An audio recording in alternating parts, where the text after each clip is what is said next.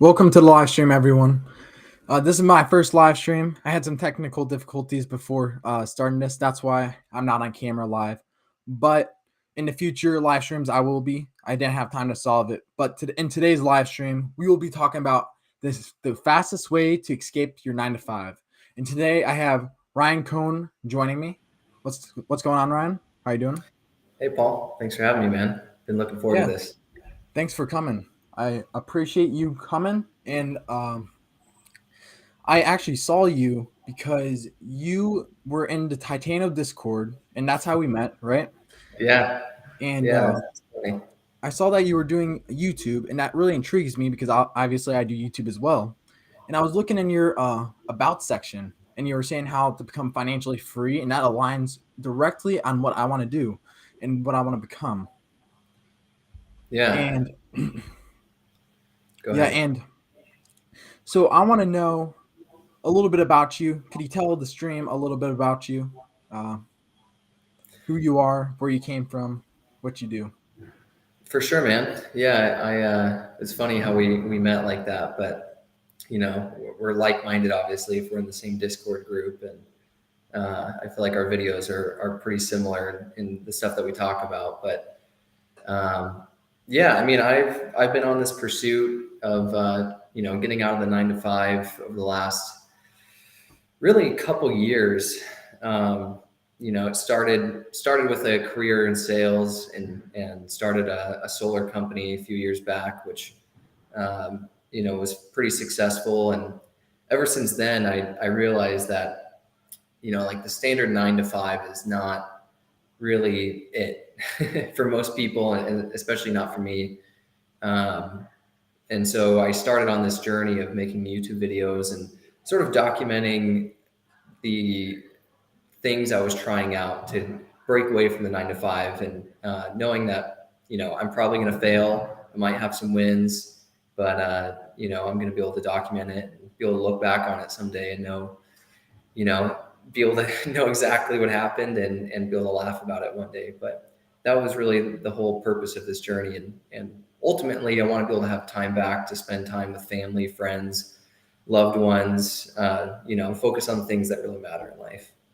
Yeah, for sure. Was there like a specific moment where you were like, 9 to 5 isn't for me? Because for me, I was working for my dad, and he owns a business, and he does a lot of labor, and I would just work like probably 8 hours. And yes, a lot of people do that. I understand, and but that just wasn't for me. I started listening to Mhm. audiobooks, Robert Kiyosaki, which he made Rich Dad Poor Dad. I listened to his podcast, and that was like when I knew I do not want to do this. Mhm. That's when I created my YouTube channel. I started investing in crypto, started learning about stocks and real estate. So, was there a specific moment where you were like, "Yeah, this is not for me. I'm gonna try anything I can do to get out of this 9 to 5 stuff." Yeah, I mean, I think it was sort of like a slow burn, like I grew up with my similar situation. My parents were very hard workers, always kind of entrepreneurs, background in sales and having businesses. And unfortunately, they're still, working like crazy, and still probably have quite a few years out from retiring. And um, yeah, I just looked at that like, man, I do not want to wait till I'm in my 60s or 70s to be able to retire. Like I might as well go as hard as I can now while I have the time and energy, and try to retire, before I'm 30 or in a couple of years even, because, um, I follow, I don't know if you know about Grant Cardone. He's another big real estate investor and sales trainer. And one of his mantras is the 10x rule. It's one of his books. And the goal of that is to 10x your goals. And if or say you want to make $1 million in, the next couple of years, we'll try to make 10 million. And if you fall short of 10 million, you're going to be a lot closer to that $1 million goal. That's for sure. But you're going to be trying to hit $10 million and blow your normal goal out of the water. So kind of went off on a tangent there, but I think that's kind of what led me to wanting to get away from the normal 9 to 5.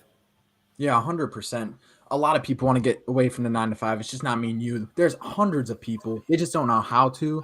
And it's all about the journey. So, can you tell us a little bit about more about your journey on like what jobs you might have worked for before this and a little bit of your like, just give me a little bit of your journey here. For sure, for sure.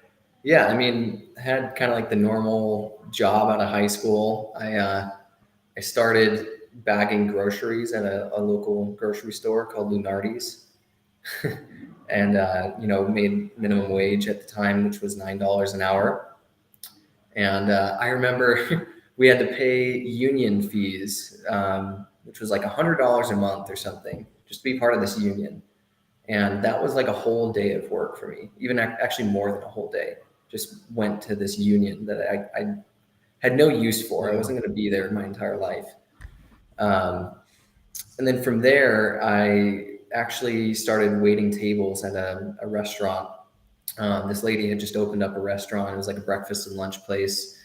And she was looking for help, and I was looking for a way to make some more money. And I started there as a bus boy, and I kind of worked my way up. And eventually, it was sort of like a startup. She just started this thing. There was not a lot of structure, busy as hell on the weekends. And just one day she was like, you need to take tables. Like, you're going to start going up to tables and taking orders. And I just started taking tables one day. And, I guess that sort of started my whole journey into like startup companies and taking risks and taking on new challenges as often as I could. Yeah, 100%. So let's talk a little bit about your YouTube channel. So let me bring it up over here. Yeah. You have your own YouTube channel, and that's one thing we have in common for sure. Give me 1 second. I'm still trying to learn how to use this. Right here is your YouTube channel.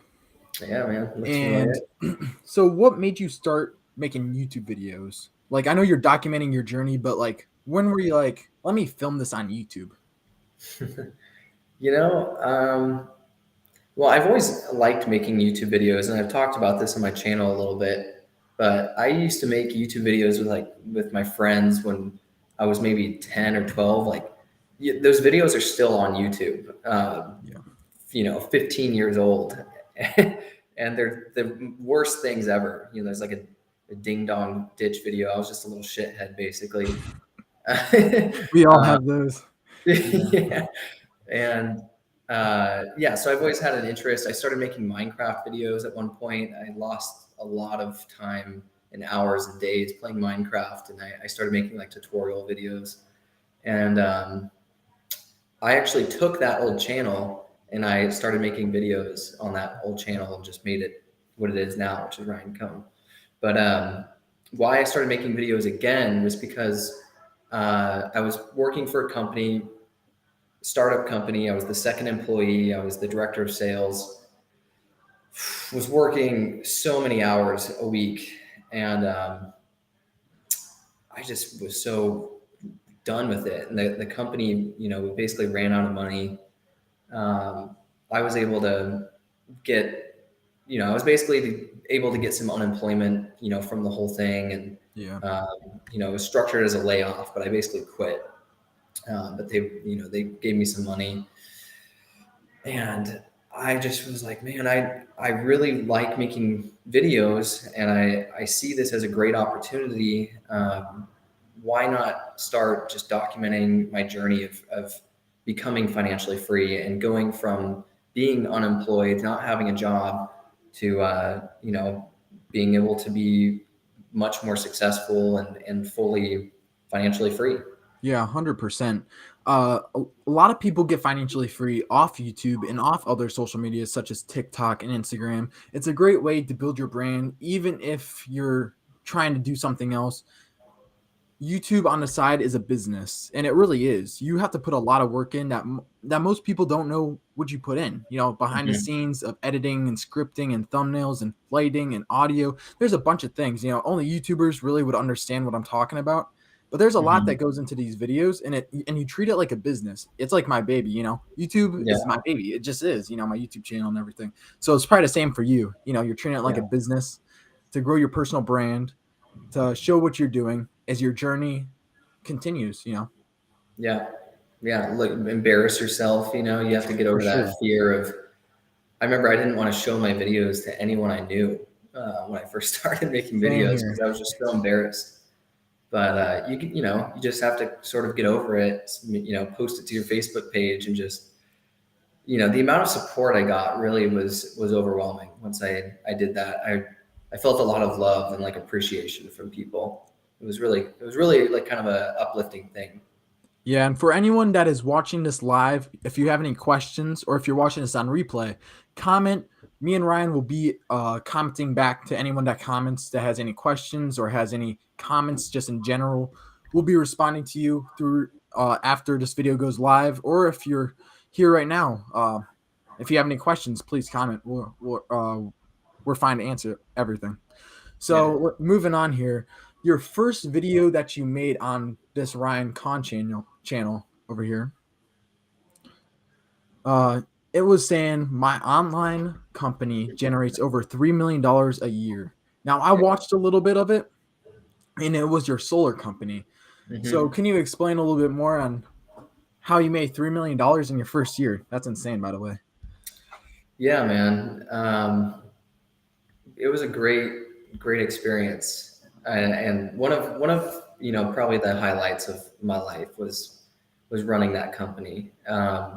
So to give you some background, like I went from waiting tables, which by the way, if you're in high school or maybe you're at college, like waiting tables and being a server is a great way to make some pretty good money when you're a kid. Just don't get stuck doing Yeah. it. That was what the owner always told me.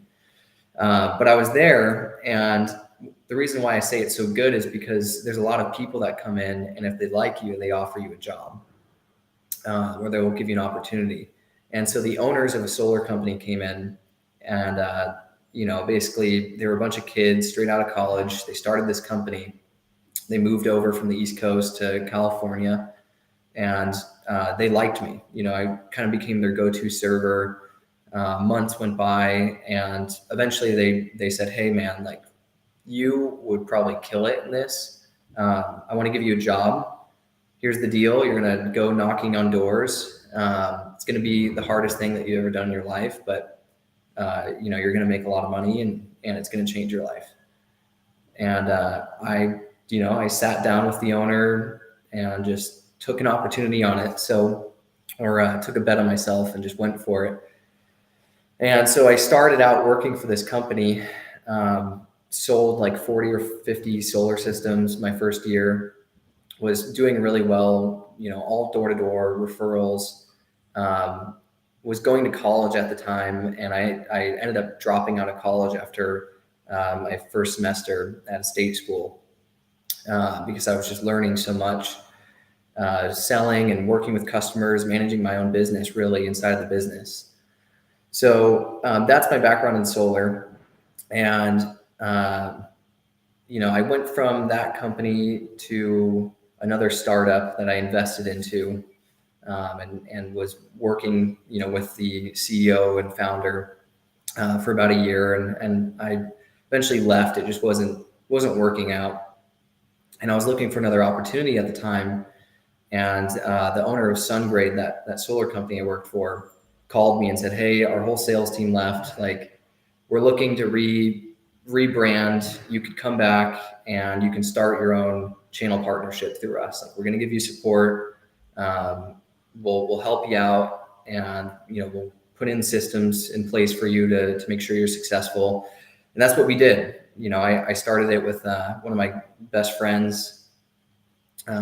We started our own company called Earth Palace Sustainables, It's crazy. and SunGrade was our parent company. Basically, they did the operations and installs and permits and all that stuff, and we focused on sales and marketing. So we recruited and built a team of door-to-door people. We kind of tried out this new strategy. It was decently successful when we were doing door-to-door, we were getting like 15, 20 sales a month at our most, if it was a good month. And then COVID hit, and obviously a lot of businesses had to rethink everything, and we were included in that because we couldn't go door to door and be at people's doorsteps. We didn't think people would be very receptive to that. So we re-strategized and we started doing full online sales and marketing. And I was part of that whole push. I was working on our marketing efforts, figuring out how we can, drive leads at the cheapest possible price and still get quality leads. I trained up a call center and worked with our call center on getting scripting in place and making sure that they're successful. And then I and my business partner at the time were kind of guinea pigging, getting sales across the line. And we developed a pitch deck and online sales process, and we started getting really successful with it. I was getting 8 to 10 sales a month. He was getting 8 to 10 sales a month. And once we felt confident about it, we started bringing our whole sales team into this system, and we scaled it to about 40 sales a month, which was about 1.2 million in sales a month. Jeez, that is insane. But what's kind of crazy to me, going door to door. I mean, that's like the typical entrepreneur thing that you could do, because you're gonna 90% of the time you're getting rejected, correct? Yeah. Yeah. Oh yes. So Cops called on you. I had people pull a gun on me multiple times. It's just it was a crazy, crazy time. you had someone pull a gun out at you. Tell us that story if you don't mind. They didn't point it at me, but they had a shot. I remember a guy brought a shotgun to his door. And I remember I was like leaving someone's house. They pulled into their garage, and the guy comes out and said, "What the hell are you doing here, man?" And I said, "I'm just working with some of your neighbors on upgrading them to solar. Are you looking for solar?" And he was like, "No, man, you're in the wrong neighborhood. Like, my wife's in the car with a gun right now. You got to go." That is insane. I mean, you build up so much confidence to be able to do that and do that every day, get rejected 99% of the time. You have to have a sales pitch, and you have to be good at thinking on the spot. I mean, that's just typical. I mean, I see it on YouTube Shorts all the time of people doing it, but people don't really know how hard it is. Yeah, that's insane. But then, yeah, COVID ruins a lot of businesses during that time. But yeah, that's when kind of, if you think about it, the internet was kind of born. Zoom, and live streams, and all that stuff started happening a lot more when that. And yeah, a lot of businesses now do a lot of virtual stuff. My mom used to go to work every day. Now she works from home just because they found it was cheaper just to do it from home. So, I mean, yeah, that changed a lot of businesses around the world. Yeah. Yeah. Yeah. It was pretty incredible. So did it work a lot better doing it online or door to door? Which one do you think? I think there's still companies that are very successful doing door to door. I have friends that are making so much money, they have companies that are fully door to door based, or they're like a high level manager in a company, and they make stupid money, Paul. But I think there's more overhead when you are doing online, but it is easier to reach more people. Maybe it's a little bit harder to close them because you're not with them in person. They can't. Yeah. When you're in person, they got to kick you out of the house. If For sure. if they really don't like you or really don't want the product. But online, it's a lot easier for them just to say like, "Oh, I got to go." So it's a little bit harder to get the sale initially, but Yeah, we for found a sure. way to be pretty successful with it. Wasn't as profitable for our parent company, which is how that whole thing kind of came to an end. So, yeah, I mean, had I done it over again, I probably would have continued doing both. Yeah. I mean, online brings you to a lot more people, I think. But like you said, you could Mhm. get rejected a lot easier. I mean, it just depends on how you market and everything like that. But Mhm. for how old were you when you were doing all this? Started it at 20 when I first got into solar. That's crazy. That's just Yeah. crazy. $3 million in a year. I mean, I know it wasn't all to you, but just thinking that you helped build that, like you just got to be proud of yourself and know that you could build something like that again. Probably even Yeah. better now. Yeah. I really think I could. I learned a lot. Learned a lot. And managing people is a very tricky skill because, especially in sales, if you're the sales leader and I was the sales manager, business owner, I wore a lot of hats. Um, they look to you to be their captain basically, and at the same time I was leading the sales charts every month, like Mhm. becoming or being at the top of the sales leaderboard while also doing everything else that I was doing. um, it's a lot of responsibility. Yeah, and that's definitely something you cannot learn at school. You have to actually go through it to know what to do. I mean, just like I think a lot of things are like that, to be honest, though. You cannot learn something just from paper or someone telling you. You have to go through that. And that's why entrepreneurs, it's a little bit different. You have to fail 100,000 times to finally learn. I know me, I'm a slow learner. So I have to fail like 50 times to be like, oh, that doesn't work. So school isn't always the right answer. I mean, sometimes going to college is, if you want to be a doctor, if you want to be a lawyer, if you want to be something in Mhm. that special field. But to be a realtor or to be something that you know that you don't need a college degree for, it's not always needed. And I think Yeah. that's where YouTube comes in too, because there's a lot of good information on YouTube. You just got to search, and you can't just settle for the first thing. You have to do your due diligence, but you have all the information on your fingertips. Mhm. YouTube is a huge source, not just YouTube, but there's TikTok and Instagram and Twitter and all those social medias. They have a bunch of information, but you just got to be able to want to learn, and it takes a lot of motivation that most people don't have. Yeah. Yeah. It's I mean, there's so many opportunities now. Like we live in an age where there's just so many different ways to make money. And when you told me that your age, man, I was so impressed that you're making YouTube videos, and you're getting into crypto and all these things. Like, you're way ahead of the curve. I didn't start. I didn't start investing into stocks and crypto until I was like 21 or 20. So yeah, you're way ahead of the curve, man. Yeah, I appreciate that, man. But it's people like you that I learned from all across the internet. I see a YouTube video, it interests me, and then all of a sudden I'm like, I don't want to work 9 to 5 anymore. But it's people like you that inspire me to be like this at an early age. So we talked about your early journey. So where are you now in your journey? Yeah, I mean, still not totally broken away from the 9 to 5. Like, I have a few things that are making like some decent income. Like, the Airbnb has been a good venture. The YouTube channel has been a good venture. Still not making a ton of money from that. It really making pennies from that. But um, currently, I actually just started a job this week, another sales job. And I guess what I want to say is there are a lot of bad 9 to 5s out there. There's some that Mhm. allow you to, and I made a video about this.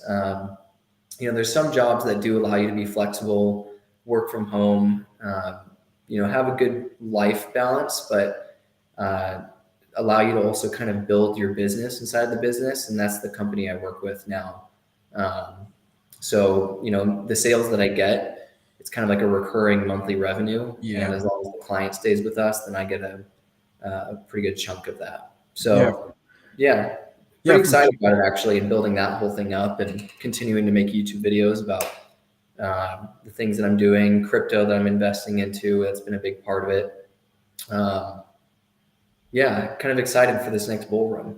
Yeah, me too, man. It's looking very good right now, but you never know.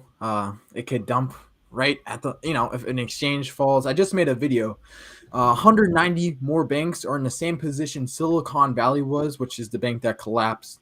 Yeah. Is in the same position Silicon Valley was before it collapsed. So 190 more banks. I think it was $300 billion. So you just got to be careful. You never know in just uncertain time. But Yeah. to go back to what you were saying, not all 9 to 5 jobs are bad. But after high school, I want to be a realtor, a real estate agent, and it's not a 9 to 5 because I'm not working 9 to 5. I'm working whenever I need to sell a house because Mm-hmm. what a real estate agent is that when you sell a house, you make your money. When you don't Mm-hmm. sell a house, you don't make any money. That's why there's not, that's why it's hard to become a real estate agent, but Mm-hmm. it's not a typical financial how to get to your financial freedom. No. It's a stepping stone, but it's not like the end goal, if you know what I mean. And that's Yeah. I think what you're trying to say with your job too. It's not like your end goal to be your salesperson, but it's a stepping stone into getting to what you want to be. And Totally. the title of this video is the single fastest way to escape your 9 to 5. Now, do you think there's a single fastest way to do that? I think a really proven method of doing that is working for a company in an industry and working with them for some time, learning what they're good at, what their flaws are, and then potentially starting a business that solves those needs and does it better. Yeah, for sure. To me, when I think of a single fastest way to escape your 9 to 5, I think you are right, and that's one way. But I think there's not a single way that you could do because Mm-hmm. what one thing works for one person might not work for the next, and it all depends on who you are and how you do things. You know, and real estate might not work out for me. I might not be. It might a year later I might not be a successful real estate person. I have to go get another 9 to 5 job, something like that. But just because I'm working 9 to 5 doesn't mean that you failed. There's no one single way to escape, but there's a bunch of ways. That's just my opinion. What do you think Yeah, about that, Ryan? I totally agree, man. And there's not one correct way. Like you're gonna have to try a lot of different things. And for me, that was why I started trying all those different passive income streams. Was like, I wanted to see what stuck for me, what I ended up being good at, and then kind of dive into those and spend more time into the things that I enjoy doing and see there being an opportunity in. And one thing I'll tell you, Paul, about being a real estate agent, because when I first started in solar, I was a 1099 commission only person. Like I had no base income. Um, you almost want to treat it like a 9 to 5, if you know what I mean, in the Yeah. beginning. Like you want to put in your hours, um, go knock on doors, go to more open houses, make more phone calls, really, put a lot of effort into it. And real estate's a proven thing. So, don't discount it because it'll, if you do become successful in real estate, there's a lot of very successful realtors out there. There's a lot of opportunity. Yeah, for sure. I'm actually doing an internship with this one lady. She's super successful real estate agent, and I understand what you're saying. Don't take it lightly just because you don't have to work a 9 to 5. And I understand Hmm. that. I think I'm gonna be um, a full time real estate agent. And what I mean by that is, I might work a Saturday. I might have to work a Sunday. I might not want to, but I'm going to. It's because I'm gonna put my heart and soul into what I do until I have a stepping stone such as YouTube. But if I blow up on YouTube, maybe I'll take a part time. Maybe I'll do Hmm. part time real estate. So that's what I'm going to do. But I have a super successful lady that I'm working under right now, and she's very very nice. And yeah, and Yeah. that's what I'm doing right now. But Yeah, that's great, man. That's really great. I think that was the same mentality I had when I first got into sales. Was like, I will outwork anyone that I'm working against. And if there's people on a leaderboard, like I want to be on the top of that leaderboard, and I'm going to learn from people that are better for me, and just be vulnerable in that sense. Like find the people that are doing well and learn from them. yeah, But for one other sure. thing I think that is a great opportunity right now is crypto. I think just getting in while everything's low, kind of playing the waiting game over the next year or two until the next bull run hits. We all saw what it did last bull run and the year before that, or the bull run before that. I don't know if you saw it, Paul, but I was pretty successful in the last bull run. And that's kind of what led me to being able to buy the Airbnb. I didn't see that video, but before we talk about crypto, I want to Sure. talk about learning really quick because I think a lot of people misunderstand learning because when they think of learning, they think of school. But I think it's totally opposite once you get out of school. I think you can never learn too much. And actually, I think I heard a quote something like school is only the end of your the end of your school days are the beginning of your learning days, something like that. But what Mm-hmm. it means is after school, you're not done learning. If you want to Mm-hmm. become successful, you have to learn from the best. You have to Mm-hmm. learn. You're not the best. You have to accept who you are and where you are at that point. And I think having the mentality that you know everything is not going to get you very far. And that's for anyone. Even Elon Musk, he does not know everything. He has Mm-hmm. people smarter than him working under him that tell him what to do. And Mm-hmm. that's just how life works. You're not going to know everything. You're going to have people that know more than you because there's just no way that you can know everything about everything. There's Yeah. smarter people in different areas of life. And you just have to listen to them and learn from their mistakes and your mistakes and everything like that. All I'm trying to say is you just got to learn after school and not think you know everything. Yeah, I think it's a great point. It's a great point. What do you plan on doing to continue that education once you graduate? Well, yeah, I love reading books, man. Well, actually, I should say I don't love reading books, but I'm starting to like reading books more. I listen to a lot of audiobooks actually when I'm driving. It's the best way for me. Instead of listening Yeah. to music, I'm listening to audiobooks. I Yeah. listen to podcasts. I watch a lot of YouTube on how to become better YouTuber and how the crypto and stuff like that. So that's what I'm Mm-hmm. doing right now. There's a lot more things that I want to do. I'm obviously doing an internship, like I said, for the real estate. I'm under a lady and I'm learning from her. But Nice. there's 100 million ways that you can learn just from everyday life. You just Yeah. got to understand that people know more than you. Yeah, I agree. Um, yeah, I'm with you on the Audible audiobook thing. I'm too ADHD to, maybe that's why I suck so much in school. I was probably undiagnosed ADHD. But yeah, just whenever I read a book, every like 2 pages, I'm off in a Yeah, different world. with TikTok and YouTube Shorts, your mind span just goes so low. Hmm. That's one thing I'm actually trying to improve is my time, like my retention time, because I feel like the longer retention time you have, the more ideas you get, the easier it is to focus on things. So that's why I think reading books is super important still. Yeah. Audiobooks is really good and convenient, but I think reading books the authentic way is probably the best way just because you don't want short retention time. It doesn't work for anything. So, yeah, I mean, I agree with you though. Audiobooks are really, really helpful. Once you're like, doing something you can't always read if you're on a run or if you're driving or anything like that. Yeah. Yeah, I agree. And yeah, I mean, I've always kind of looked at myself as like a student. I'm always trying to learn new things and try out different business models, learn from people like on YouTube, like you were saying. Audiobooks have been a big thing for me. That's actually been a really big game changer. I listen to like a new audiobook every month because of my subscription. And I think there's a good way to do audiobooks. Like for me, when I'm at the gym, I'll just stop if I hear something good and open up my notes app and just start writing down notes on what I'm learning. And I've been able to really make some good improvements with like how I structure my day. I listened to a book recently called Eat That Frog, which is a really great book. And it's about like, if you basically, if you have a really hard thing to do in a day, it's better to get that hard thing done the first thing in the morning. That way, the rest of your day is, much easier, and you're able to focus on those littler tasks as soon as you get your big thing done.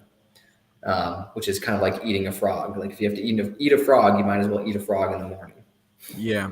Yeah, for sure. I mean, there's a lot of books that are very, very helpful, and I only wish I could read all of them. There's a lot of books that I just see the title of, and I'm just like, oh, I can't wait to read these. But there's a lot of books out there, and a lot of them help you for sure. And one book that I really love is Rich Dad Poor Dad by Robert Kiyosaki, as well as Mhm. Atomic Habits by James Clear. Those are like two of my favorite Those books are that I've great. read so far. And if Atomic you haven't read Habits. them, you should read them. And to anyone out there in the live stream, what books have you guys read? Because I mean, what's your favorite book? What is your favorite book? My favorite book, I would say Eat That Frog had the biggest impact on me, but Atomic Habits was really good too. Yeah, for sure. Um, So, what's that? Crushing It by Gary Vee is a really good one, especially for, if you want to become an influencer. The audiobook was great because Gary Vee reads it and he has a lot Yeah. of character. And the thing is, I think Gary Vee is one of the reasons I started to really take YouTube serious, to be honest with you. Mhm. How he was saying personal brand is on social media, and it's 100% true. You see these TikTokers and YouTubers, they have their own merch, they have their own restaurants, they have this and that. No matter where they go, their audience follows. And Mhm. it just is what it is. If you want to become a big business person, you're going to have to be on social media. You're going to have a presence. It's just the day and age we're at. So no matter what you do, you're going to have some type of social media presence in my opinion.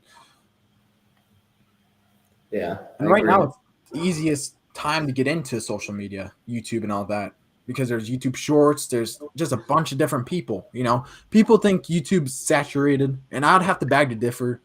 I watch a lot of YouTube things, and I've been doing YouTube for almost a year, on and off. I haven't been doing it consistently, but I was only pulling in 5 to 10 views at a time, and now I'm getting like 1,000 views per shorts. And it's Yeah. just that I'm making better content that people like, more interesting subjects.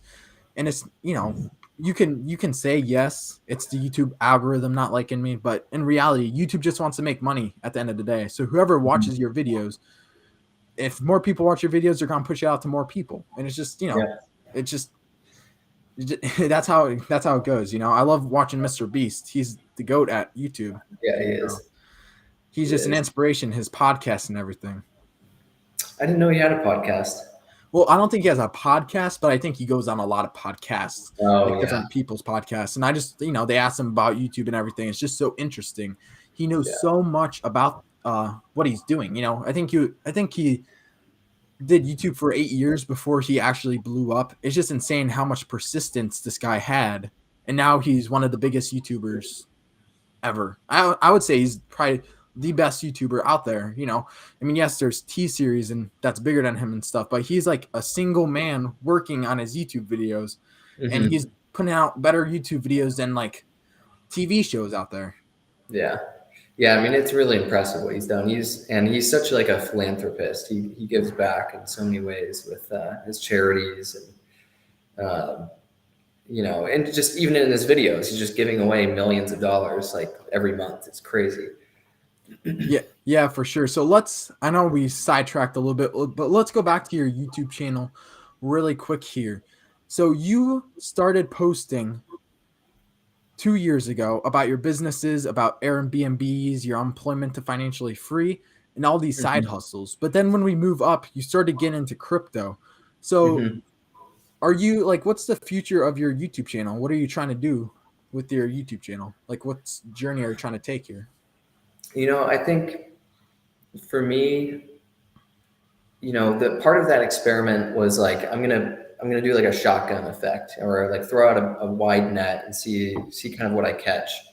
Um, and so that video I made, the unemployed to financially free, I talked about like 9 different business models. It was like selling things on Amazon, investing in crypto, my Airbnb, starting YouTube automation, which YouTube automation was not really successful, took a lot of money.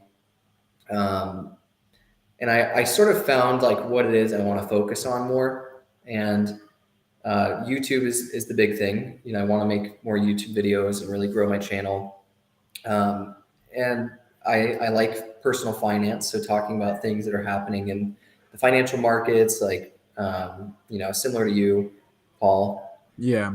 Want to talk more about crypto because it's something I'm passionate about, and I really think it's one of like the biggest money making opportunities in all of our lifetimes. Like if you're not investing into it, you're really leaving yourself open to just not being able to make as much money as you could. Yeah. Um, and there's just so many different ways. Like it's risky, yes, but if you're young and uh, you have time to be able to afford mistakes, like this is the time to do it. Kind of expose yourself to it. I eventually would like to start my own crypto project. Hmm.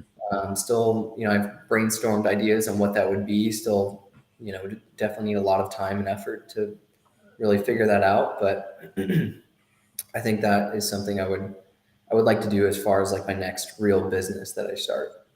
Yeah, that's super interesting, man, because honestly, I remember in the last bull market, everyone and their mothers was creating crypto projects. I mean, yes, half of them were scams. Yeah, you're going to have those.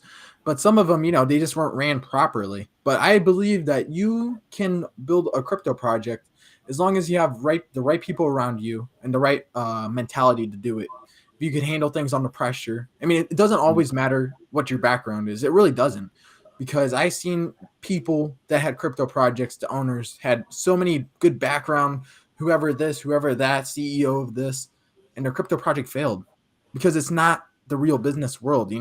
It's not all like about business. It's a lot about community.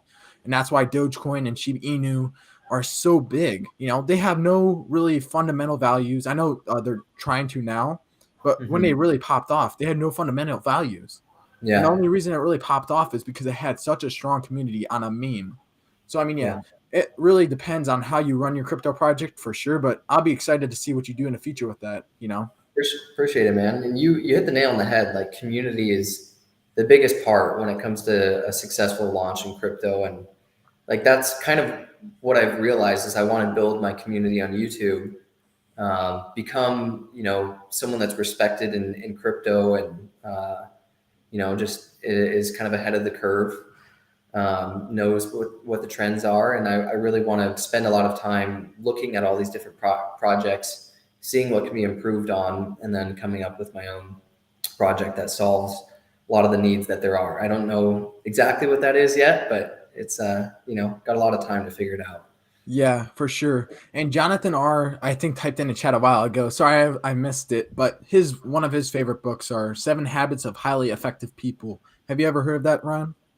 I've heard of it. I haven't read it. Yeah, I haven't heard of it or read it, but it sounds very interesting. Anything that's like habits. Habits are a Yeah. huge thing in being successful. Waking up early. It's just having the same habits over and over and just keep grinding, no matter in the dark, in the light. Because I feel like, yes, you might see these, for an example, you might see Elon Musk now, famous, rich, whatever. But before he was rich, no one knew who he was. You know how much Mhm. hours he put in, hours and stressful moments and everything like that, just like Mr. Beast. 8 years, no one knew who he was. No one recognizes him for that. But how much time he put under the light, no one knew who he was. He was working in the dark, getting one view or whatever per video, and Mhm. that's what gets you through that is habits and a goal, and Yeah. creating effective habits. Atomic Habits, the book, and it really shows you how to pave a path to be successful. Yeah. Part of it too is finding that drive. Like I think um, Mr. Beast and Elon Musk are obviously exceptional people and very smart and hardworking. But I think if you find the right thing for you, um, you can bring that passion out. It's just a matter of trying enough things to find what it is really brings that passion and drive out of you. And that's really what comes down to failure. You got to fail 100 times, like we said earlier in the stream, Mhm. to find what works for you. Because Mr. Beast might do YouTube, Elon Musk might do Tesla. And yeah, those things might not work for you. You might be something totally different. You might be really good at cutting grass, and then you create a huge business out of cutting grass. I mean, you just never know. I'm always thinking of the entrepreneurial side of things. If you want to become a Mhm. chef, you want to become a cook, create your own fact or bakery, whatever. Create your own restaurant.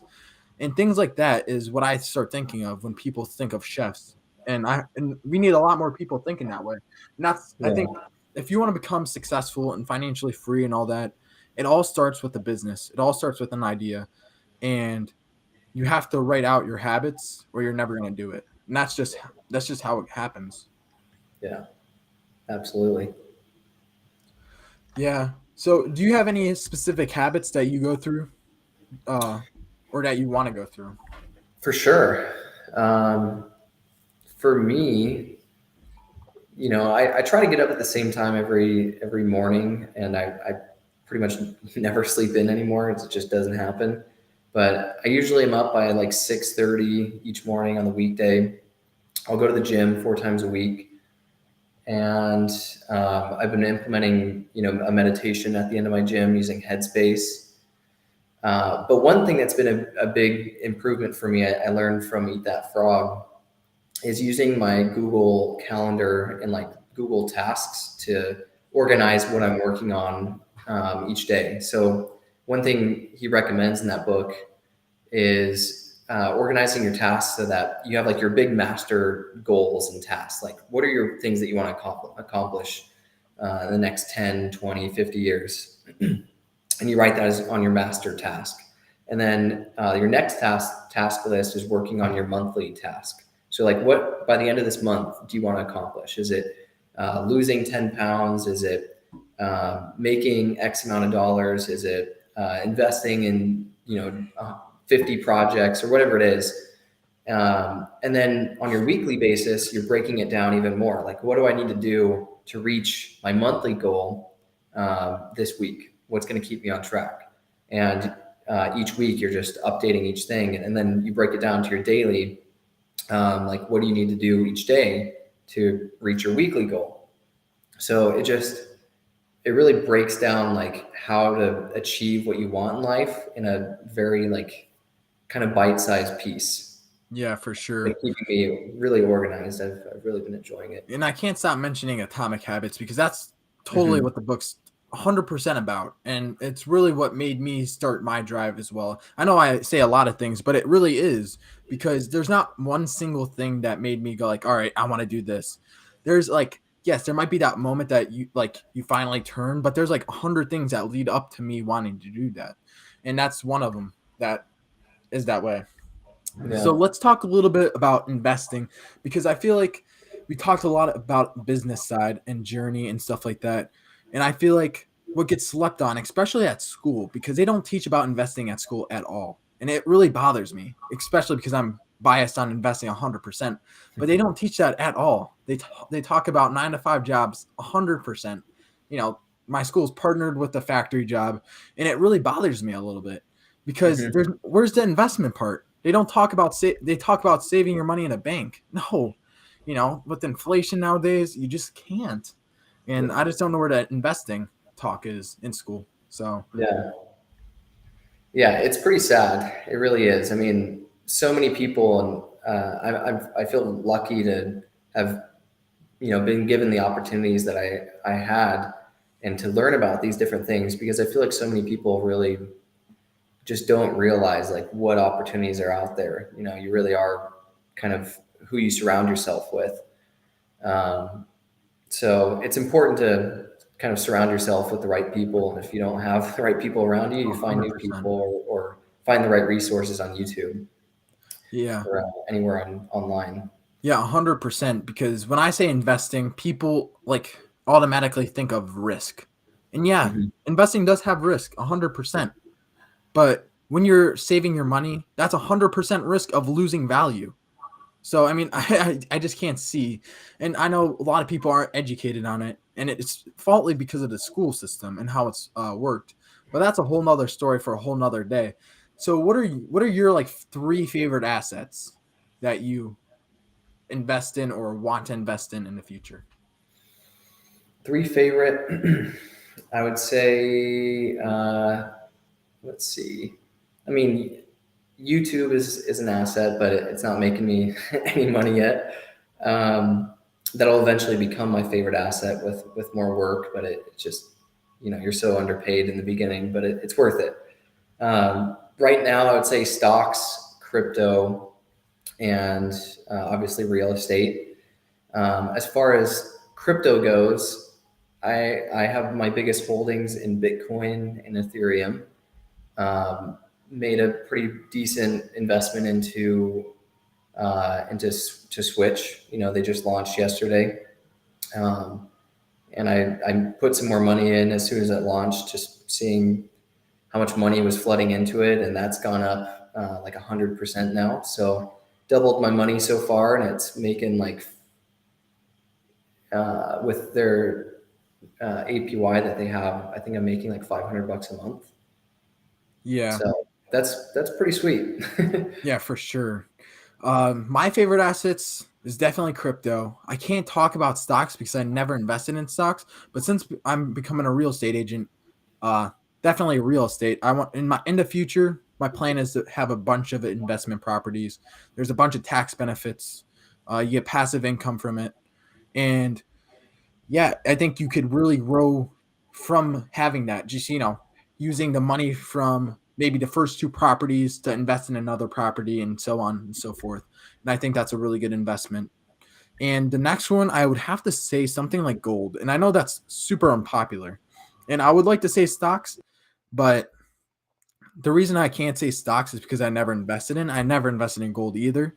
But I'm just gonna say gold, just for the sake of the stream. And why I say gold is because it it doesn't go up really, it doesn't go down, but it hedges inflation. And if Mhm. you're I feel like all assets have a purpose. If you want to make money, you might want to go into crypto. If you want to, but that's risky. That's risky if you want to make money. If you want to make a little bit of money, but not have so much risk, go into stocks. If you want to have some tax benefits, go into real estate.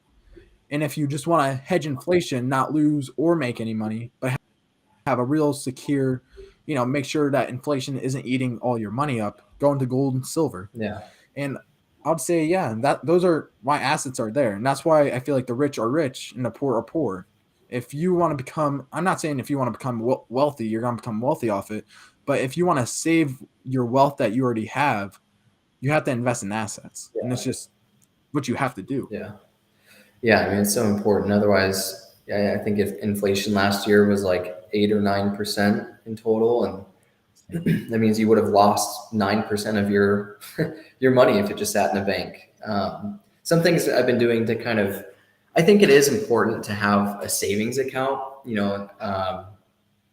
for whatever happens in life. Like for me recently, I Oh, yeah. was unemployed for 3 months, and you can go through a lot of money when you're not making money like that.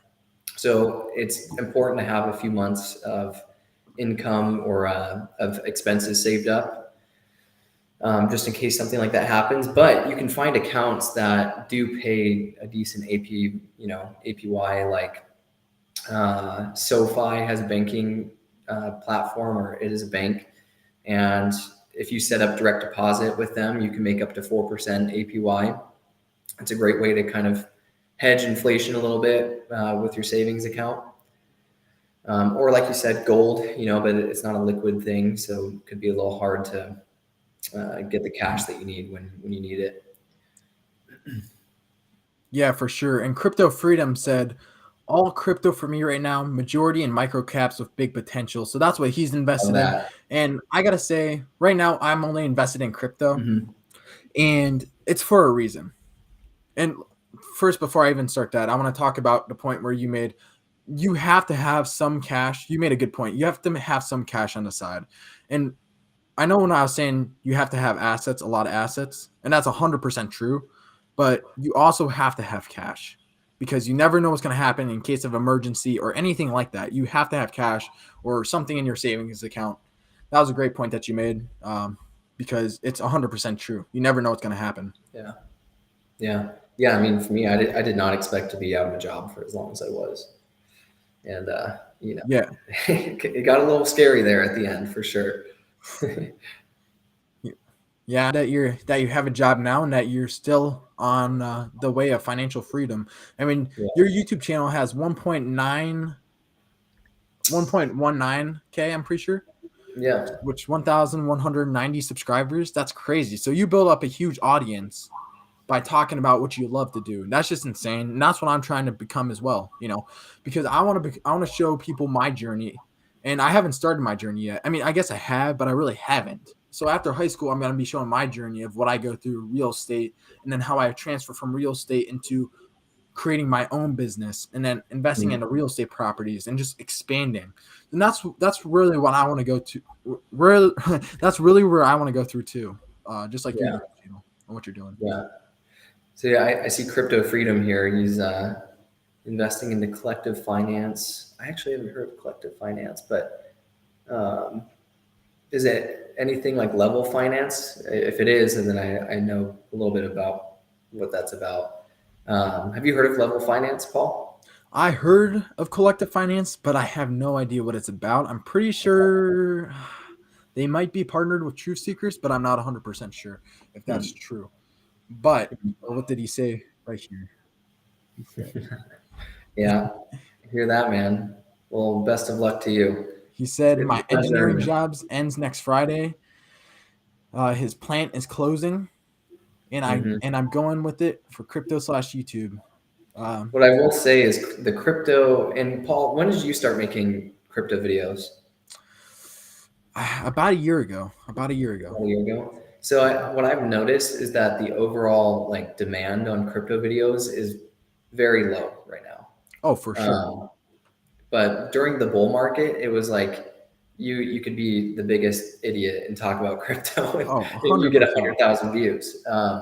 So I think it's good to establish your audience now. Kind of become someone that is respected. Even if you're not getting a ton of views right now, I wouldn't expect a huge audience during this time, but you're going to set yourself up, for the next year or two when crypto does become big again. You're going to be kind of at the forefront. So it's a good time to build your audience, but just know it might take a little bit longer than you think. Yeah, 100%. Crypto Freedom said, any tips? Do you have any tips for him, Ryan?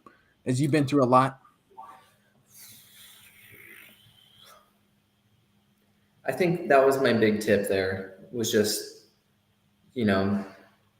know that it takes a lot of effort. It's going to take some time to build your audience. Stay consistent, put out a lot of content, use shorts. What I've been doing is using my long form content. There's a feature YouTube has now where you can remix your long form content on your cell phone. So if you go on your YouTube app and click on your video, you just click remix, and then you can create it into a short really easily. Or just, reuse your content for shorts. And that's a good way to get some more views and subscribers. Crypto Freedom, I know I'm not in your position and I've never been in your position, but if I had any tips for you for YouTube and just general YouTube, I would say post as much content as you can, just not on YouTube though. Make sure you diversify into TikTok, into Instagram. Get yourself out there, go into Twitter, and make sure you collab with other YouTubers. Collaborations are a huge thing. Make sure you make stuff with popular stuff that's trending right now. That gets you a lot of views really quickly, and it'll get you a lot of subscribers. You want to make long form content, short form content, and live streams, because it'll make you connect with your viewers, which will bring them back, because shorts brings in a lot of viewers. It's like a stimulus check. It gives you like a bunch of money right there, but it goes away really quickly. So if you have if you do a live stream in a long form video, it will bring back your viewers. So my advice is just do a bunch of research. It's whatever your engineering job, if it was like a 9 to 5 or if it was like a lot longer, put double the time into YouTube and just keep grinding at it. You're not gonna become 1 million subscribers in a day or a week or a year maybe, but over time, and like Ryan said, my first video that I made, and I had if you go back at it, it's like so cringy, it's so bad, but somehow I got 300 views, and that was during the bull market, like you said. And then I started getting better and better, but we were heading into bear market. I'm like, how are my videos getting worse? And I was judging my videos off of views. And just like you said, because we're in the bear market right now, there's less people interested in crypto, right? All the retailers and all the people that were trying to get Lambos are out. My bad. But all the people that were trying to get Lambos are out of the crypto space. Hmm. And the real people that love crypto, diehard crypto fans, such as me, you, and Crypto Freedom, and everyone else watching the stream, uh, we're still in here. And the thing is, you just got to create content for them as well. So that's my biggest advice. I don't know if that helps at all, but Yeah. uh, yeah. Yeah. You're not gonna change how people, feel about crypto right now. Like they just all the retailers just, yeah, they see the price of Bitcoin at 28,000 and they don't really bat an eye at it. But um, once it starts to catch fire again, then crypto is going to go through the roof. Glad you've been enjoying it. Yep. So Paul, what I'm interested, what projects are you invested in? Yeah. So right now, well, actually, I want to say this. I first got into crypto, and I mind to ask you too after I answer this. When I Sure. first got into crypto, I got into crypto about a year ago, uh, 2021. Actually, maybe it's almost 2 years, but it was like the end of 2021, something like that. I got into crypto when Bitcoin was at 37,000. It was going down to 29,000, and I got into Bitcoin, and that was my first investment. I invested in Cardano. I never sold those investments, by the way. I always hold them. But then I started learning about Wonderland. And this was my journey. I started hearing about Olympus DAO and Wonderland and passive income. That intrigued me so much. I'm like, I want to invest in Olympus DAO. But the thing that was wrong with it was on the Ethereum network. Hmm. And at the time, and it might still be like this, but uh, Ethereum has such expensive gas fees. So by the Yeah. time I invest into Olympus with their tax fees and Ethereum's tax fees, I would have like $0. So then I waited, and all of a sudden Wonderland came. It was on the Avalanche network, and Avalanche was so much cheaper. I think it was like 10 cents per transaction or something like that. So I invested in Wonderland. I doubled my money, and then all of a sudden the crypto bear market happened. I lost everything, basically everything that I have ever put in there, and it just crushed my soul. It crushed my soul.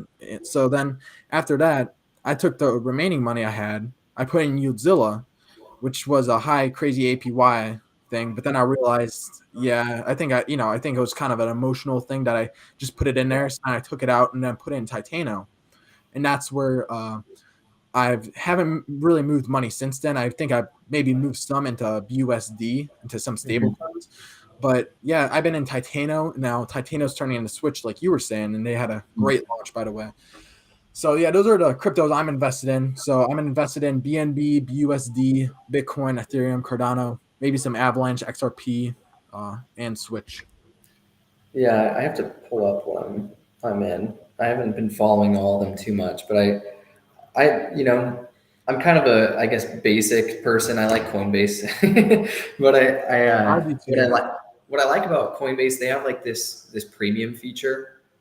I think you pay like a monthly fee, and what I started doing is I was investing into crypto weekly through Coinbase. Like I set up about 15 or 20 different tokens, and I was just investing into it every single week, like small amounts, $5 or $10 per each, maybe $20 per one, and and I just let it kind of do its thing. I know we're in a bear market, and I just wanted to acquire as many tokens as I could right now. But what I was investing into, I was buying Decentraland, which is it's like Mhm.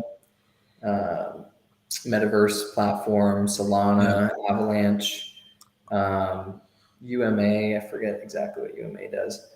My neighbor Alice. It's like another metaverse platform. Decentralized Social. That's a platform for decentralized social networks. They're building a platform for that, so I thought that was pretty cool. I invested into, like you. I kind of went from investing into Bitcoin and Ethereum, and I made a decent amount of money. So I bought my first Bitcoin, Paul, in 2017. I had a whole Bitcoin. What was it worth at the time? When I bought it was about 3 grand, Oh man. and I I bought it from a friend he was shipping illegal substances. I'll just say that. And, and he had this Bitcoin, and I was like, you know, I'll buy it from you, I guess. And it went up to like 7 or 8 grand, and then it like dropped back down to 6. And I was like, oh shit, you know, what is happening? I'm going to sell this thing. And I sold it. And then later that year it went to 21,000 or 20,000, you know, whatever the peak was. I was like, shit. But I started buying back into it a little bit, you know, and then I had been through this before, this whole bull run bear market cycle. And I knew that it was kind of tied to the halving event. And I'm sure you know about that, Paul, Yep. right? Yep. The halving events. So the halving event, I knew it had happened. I was working, you know, I had built my solar company. We were starting to be pretty successful and get some money in the bank. I told my business partner, like, you know, hey man, I know this is happening again. Bitcoin's about to go on a tear. I think we should put some money in Bitcoin and in Ethereum. And so we took 10 grand out and we put it in Bitcoin and Ethereum. And that went to like $20,000 in like a matter of a couple weeks. And we just kind of kept putting money into it. In total, we put 25 grand into Bitcoin and Ethereum, split it evenly, and turned it to like 72 or 75,000. Oh my gosh. And then we sold it. And yeah. So that was my big break with crypto. That's crazy. Not crazy. It's not like life changing, but it's a significant amount, you know? Well, I mean, with me, I learned the hard way, you know. I was like, diamond hands, I'm not selling Wonderland. I'm gonna hold on to it. And yeah, I mean, the best thing is for any crypto investor out there, you got to take profits, and you can't wait. You can't expect it to go higher and higher. You really just got to take profits. If that's like every $200 it's up or something like that, I really should have took profits. And obviously I look back now saying I should have took back profits. But at the time, you know, it looked like it was going to go up forever and I was going to make, you know, $1 million and not do anything for the rest of my life. Yeah. You really have to take profits. And that's where next bull run, you know, when I'm investing in like right now, I'm accumulating some coins and hopefully I'll be able to be smart enough. And I'll be like, I've been in this position before and take some profits. And that's really where you learn. Like we said before, I failed and it kind of made me really, really sad, but you fail many of times and hopefully now I can make some money, go back at it again. I mean, for most of us, a lot of people lost. Dollar cost average in and dollar cost average out. That's kind of what we did. You just put money in. And then once you feel like, man, we're happy with this, you know, we tripled our money basically, or at least doubled it. We started selling chunks of it. And then we ended up selling most of it at like the peak, luckily. But yeah, I learned from my mistake too, man. That's really it. You can't really teach it to people. Like you just kind of have to learn it and then you get a sense of it. 100%. And Crypto Freedom, thank you for joining the live stream and chatting with us tonight. We need to get you on here on the live stream. All three of us talk about crypto. That'd be really fun, you know. So we'll definitely be in touch, Crypto Freedom. Have a good night. So, Ryan, before we wrap this up here, because it might be getting a little bit late, we've been going for almost an hour and 10 minutes. It hasn't even felt like that. But if you had to restart, would you do anything differently from what you've done so far? It's a tough question. Yeah, that's a great question. I would. I would have started making content earlier.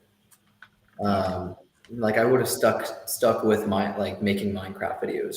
Like one of my first videos I made on Minecraft, it was a tutorial on how to download a texture pack. And I got like 30 or 40,000 views on that video. That's crazy. And I was just a kid, man. I was like 15, 14. Sounded like a little girl. But yeah, I would have stuck with that. I would have started investing earlier. I really wish I understood what crypto was at an earlier point, but it is what it is. Yeah, And 100%. with my business that I started in solar, I would have done things a little bit differently. Um, we had this model where we had guys that would go out, knock doors, and they would generate leads for more experienced people to go close deals. Hmm. And the way we were set up, we were kind of we were struggling to get as many leads as we needed. So I was helping the door-to-door guys get leads, and then we had a sort of a less experienced guy trying to close the deals. But I should have been the one out there closing deals Yeah. because I was just a better closer, Yeah, for and sure. I think that would have made the guys out there knocking on doors happier because they would make more money, and the business would have been a little bit more successful. So it just is what it is, man. You got to make Yeah, hard decisions when you run a business, and it's hard to keep people happy. But at the end of the day, it's a business. It's no personal feelings. exactly. You learn from your mistakes, and I bet like when you create your next business, it'll be so much smoother for you, and it will be so much bigger and better. And I think you have the fight to do it. Like you doing door to door, that's a scary thing nowadays to do. Like I'm scared to walk down my street. I mean, I know that kind of sounds sad, but it's just true nowadays. You never know Mhm. what's gonna happen. You never know who's like here. You know, it's just kind of crazy that you built a business. You were part of a business that had $3 million at one point. Yes, you might have not gotten any money from it, but at the same time, you got more importantly the experience, and I feel like that carries over to a bigger positive gain for you, in my opinion. Yeah, yeah, I And appreciate it, Paul. yeah, for sure. So I also have another question for you. So Sure. if you were how do I say this? So if you were me, so if you were 18 again, what would you start with? Would you just start making videos like you said? I know it's almost like the same question, but would you start making videos at 18? And like, so if you were like an 18-year-old back again, Mhm. what would you start doing for any 18-year-olds out there Yeah, or I would younger? say YouTube is a great thing. I mean, there's so many different ways to make money online. I was decently successful at selling things on Amazon. I think that Amazon's a decent platform, if you want to give it a shot, but just try everything, man. Like anything that interests you, give it a go. I think you're ahead of the curve. Honestly, at this point, like if you're living at home and you don't have a lot of overhead expenses,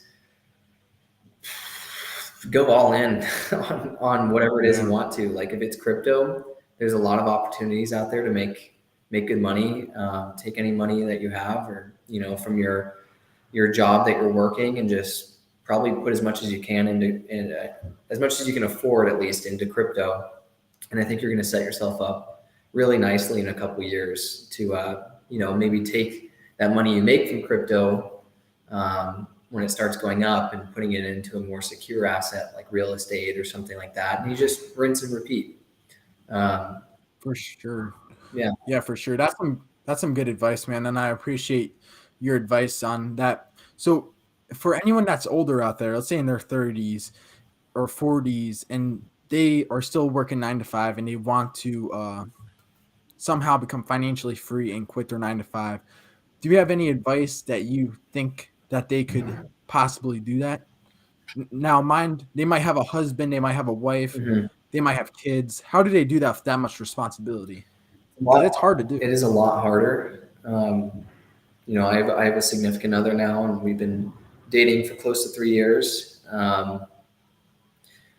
There you have to make sure you're balancing your life correctly, and I think that's probably a big thing that deters people, as well as just the financial burden. If you go down to a single income household or a no income household, so you just have to have money saved.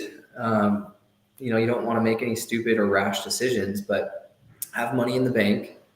Really prepare for it, and if you're working a job, the first thing I would look at is what is it in my company that they do well, what is it they don't do well, and how could I create something that solves problems for people in ways that my company just is oblivious to, because there's so many successful people have done that. It's one of the easiest ways to make a successful business, and you know, you don't have to reinvent the wheel. You don't have to create a market that's not there. You're just creating a need, or you're filling a need for the market. So I would say that's probably the best advice I could give. Yeah, for sure. And if you're older out there and you have a lot of responsibilities, or even if you're younger and you're trying to become financially free, you must have patience. And it's 100% true if you're doing YouTube or anything. A lot of people, like, I think the most wanted job is being a YouTuber, and that's kind of crazy. And the thing is, most of them fail, and the reason is because they expect to become a millionaire and having a million subscribers in a year, in a week, in a month. Everything, like, it's just not possible. I mean, it is possible, but it's very, very hard to do, and very, very unlikely if you have no experience. And I think patience, and having the patience to fail, having the patience to succeed, having the patience to deal with a bunch of things that go wrong, it's just, you have to do it. And if you don't have patience, then you're not gonna continue what you're doing. And I think ultimately you're gonna fail at what you do. And fail is only if you quit. And if you don't quit, then you don't fail. And that's just my little advice right there, because there's so many times where I'm just like, I'm getting no views on this video. You know, I spent hours on this video, some money. I'm getting no views. It's not all about that. It's about what you learn, what you grow, and it's hard to think that way. It really is, because what you're thinking is how much money you spend in, how much time, and then there's no results. And at first, there will be no results. It's just, there will not be. Yeah. But in order to get results, you must keep going. And I know it sounds like repetitive and sounds like so cliche. And I know a lot of YouTubers probably say the same thing, but it's 100% true. I only have 200 subscribers, but the fact that I started from 0 and made my way up to 200, and the same with you, Ryan, you start and made your way up to 1,000. It's just persistence and the ability to just keep going, you know? And that's my forte on that. Yeah. And I think it's not letting yourself get too emotional about it, but also looking at how you can improve each time. Like, you don't want to keep doing the same thing over and over again and expect different results. Like, you know, everyone knows that's the definition of insanity. So you want to look at what's working in your videos. Like, what topics am I talking about that people have an interest in? For me, it was making YouTube automation videos. You know, for whatever reason, there's a big market for it and people were interested. And you know, there's a few other topics that I've kind of found similar niches in. So you keep trying these different things. You look at what's working, and then you keep making content about those things, or you try different things in your video. Like, if people aren't listening past a certain point, then you listen to the video and see where you're losing people, and you change that the next time you make a video.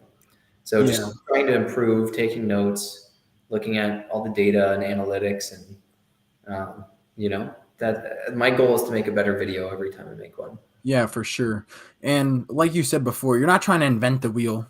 When you're trying to invent the wheel, you're most likely gonna fail. It's just, inventing the wheel again is so hard, you know.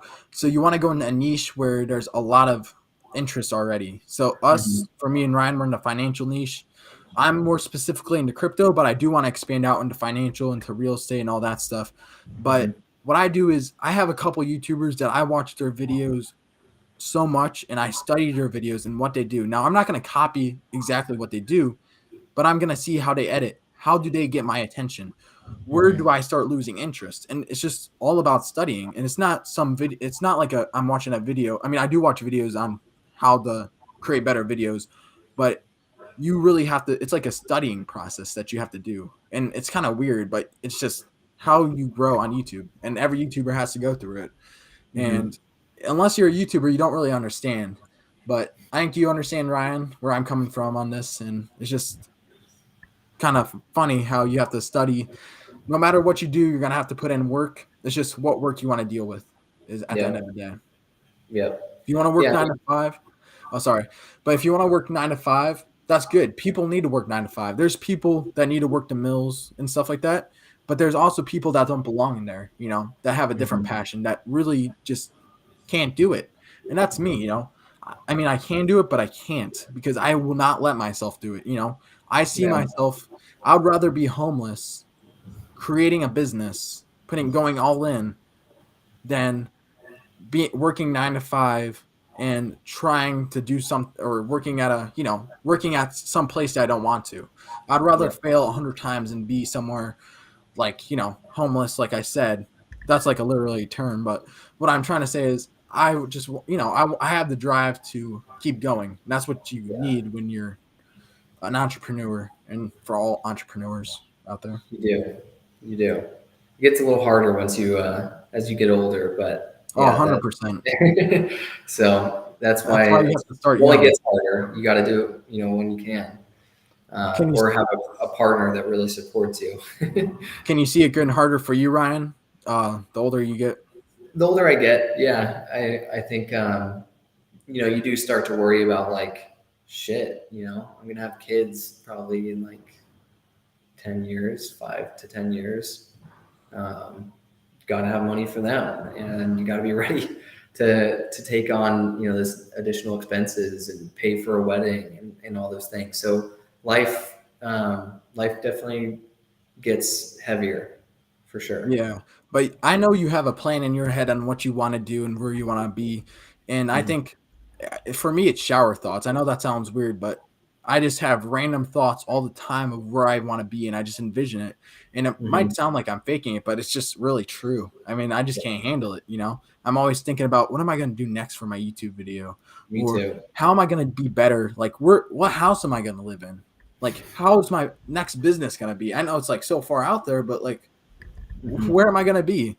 And it's just I can't help it. It's just like I envision where I want to be, and that's ultimately a really good way of when you envision something and you put the foundations on where you want to be, you will Mhm. ultimately accomplish it. And I guess You we'll know, see on my journey on my YouTube channel when I'm filming where I'm going to be. We'll see where I end up, and it might not be the same place. I might end up short, but as long as I keep working, I think I'll get where I want to be. 10x, man. Yeah, you gotta 10x your goals, and you'll end up at least much further than you would have if you had just set the original goal. Um, One thing actually I've found is kind of like a life hack is kind of relocating yourself outside of where you've been your entire life. I think it can be easy to get complacent. If you're where you are, your entire life. If you've grown up in a city and you just stay there, you're going to be surrounded by the same people that just are never going to leave. And that's part of why I made a big move down to San Diego in California recently from the Bay Area, which is where I'm from. And it was just I had to get out of my comfort zone again. Both my girlfriend and I. And since moving here, like life has just gotten so much better, happier. We're both working to improve ourselves more, and it's just you are who you surround yourself with. We're meeting great people and successful people, and it's just I think it's a big hack. Putting yourself in a place where you can be creative. 100%. The people you hang out with and where you live, 100% uh, has to do with how you function in the long run, and it's just how you function is really on who you hang out with, and it's really true. I mean, if you hang out with bad people, you're gonna be bad. If you're gonna hang out with rich people, you're gonna be rich. It's Mm-hmm. it's so weird, but it's 100% true. I just seen it with myself over and over again, and I always Yeah. try to surround myself with the best people. And I'm trying to surround myself with you, Ryan, because I see that you're like a future me. You're living the same goals where I want to accomplish, and I just Nice. appreciate you coming on here in general. Appreciate you having me, Paul. Yeah, we'll have to do this again, man. This was a Yeah, lot of for fun. sure. For sure. And everyone that's watching, make sure you go subscribe to Ryan. He's a really good YouTuber. I watch him a lot. He's starting to post shorts now, which is pretty cool. And yeah, he's also streaming this, and hopefully you guys go watch him, go support him, go subscribe. Make sure you get him to 1.2K. I mean, Dude, I need it. It's been yeah, such a man. long time getting there, but yeah, I appreciate the shout out. And, I watch a lot of your stuff too, Paul. Your shorts have been popping up on my shorts feed all the time. So nice work, man. I appreciate it. Yeah, we definitely need you back on the stream. Who knows when you'll be back on, but I really hope you're back on soon. I want to do live streams more often. I think it's just a good way to engage. I know tonight we had a few people show up. I didn't know how much people were going to show up tonight, but I think I saw like 6 or 7 people in at one point. So I just really appreciate everyone joining the live stream. If you have any last live chats that you want to send us, or if you're watching this on replay and you want to send us any comments, please do. We're always open to answer anything that you guys have. And I hope you guys learned some value on this. Ryan's on his journey and I'm about to start my journey. So, I mean, just keep watching our YouTube videos to see where we end up and, to learn from our mistakes. And yeah, anything you have to say? Yeah. One of my goals is to help 1,000 people, reach financial freedom. And the only way I'm going to do that is by reaching it myself. So, got to make a lot of mistakes and grow as quickly as possible. For sure. Well, thank you guys for watching. Make sure you guys subscribe from the channel. Thank you, Ryan, again for joining. And we'll see you guys next time. Thank you.